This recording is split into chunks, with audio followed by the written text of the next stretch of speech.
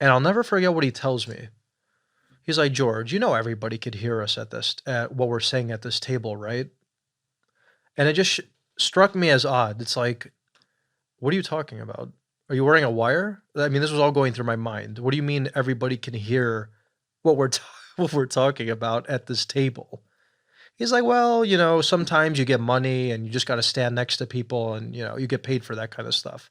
George, I have a room for you. Go to your room. I have a room next to you.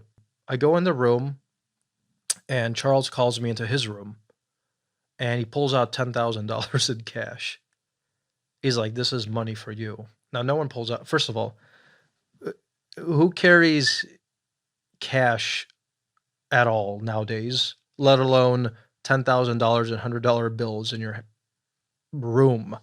You know what I mean? I'm in this room and then I'm like, oh, wow. So you're giving me this money for what exactly? Sometimes you get paid to stand next to people, George. All right. I'm getting worked here. Do I take the money? And this guy kind of, June 11th, he gives me the cash in Israel. June 12th, I fly to Cyprus. And do you know what's going on between June 12th and June 18th, the days I'm in Cyprus? It's the Department of Justice, Criminal Division, Money Laundering, and Asset Recovery section. I leave Cyprus, thank God, and I fly to Greece. And I've flown into Athens airport probably 20 times in my life. It was the first time ever that there were dogs sniffing for money. Did you know that dogs can sniff for money? I didn't know that until I landed at the airport, but they were. And I had $10,000 in my briefcase and 400 euros in my pocket. And the dog went to my pocket and sniffed the money. And I spoke Greek to the security guy and they let me go. And my heart was pounding. I said, all right, I just escaped the biggest bullet in the world. I go to my lawyer. I say, this guy gives me this money. I don't want this money. I don't know why he gave it to me. I want you to take it, contact him, get it back, and tell him never to contact me again. I also message Charles. I tell him, take your money back. He says, I don't want my money. I say, take your money back. He says, why don't you fly to Cyprus and give me my money back in Cyprus? Think about what I just said. He's telling me to travel with $10,000 in cash to Cyprus to drop it off to him in the middle of what was going on with Wiseman and the Cypriot authorities. Instead of me probably getting arrested for a setup in Cyprus, as I was flying back to Dulles Airport in the United States, I had 7 or 8 FBI agents waiting for me with handcuffs and putting me in a room that's really designated for the President of the United States when he lands at Dulles. And they're looking for money. They're looking for money. Now, how would they know to look for money? And looking at the FBI agents' faces regarding this episode with the cash, it's there that I learned that they set me up with this guy. And when they didn't have the cash, they didn't have a crime to convict me with, they didn't have the money laundering stuff they wanted to put on me, the foreign agent registration stuff, their entire case dissipated in front of their eyes based on this $10,000.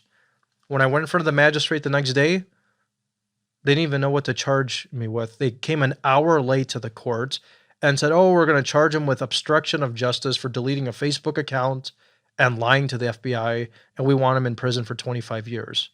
I didn't even know what I lied about at that point. That's how ridiculous the whole thing was. But by leaving this $10,000 with my lawyer, where it sits to this day, which Congressman Devin Nunes told Bob Mueller to his face at his testimony about the $10,000, and Mueller didn't know what to do. Before you arrested George Papadopolous in July of 2017, he was given $10,000 in cash in Israel. Do you know who gave him that cash? Again, it's outside our ambit, and questions such as that should go to the FBI or the department. But it involved your investigation. It involved persons involved in my investigation. Thank you, Mr. Chairman.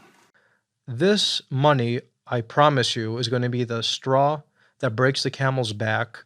It's going to lead directly back to the FBI or the CIA or one of these agencies, maybe even the Mueller team, and it's going to highlight how corrupt this investigation was in terms of fabricating evidence, entrapment, and setting various people up to make it look like we were up to no good. It happened with myself.